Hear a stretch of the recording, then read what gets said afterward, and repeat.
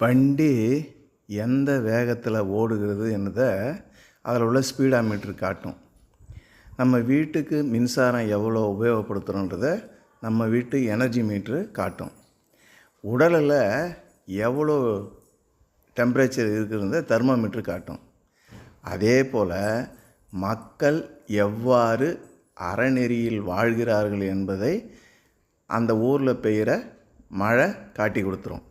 அதனால் நம்ம எல்லாருமே ஒருத்தவங்களுக்கு ஒத்தும் உதவியும் யாரிடமும் எதிர்பார்க்காமலையும் நம்ம வாழ்க்கையை 5 புலன்களை அளவு முறையோடு கடைப்பிடிச்சி தேவையானதுக்கு மட்டும் நம்ம புலன்களை யூஸ் பண்ணோம்னா நமக்கு ஆற்றல் அதிகமாக கிடைக்கும், சிந்தனை திறன் அதிகமாகும். விரயமாச்சுன்னா சிந்தனை திறன்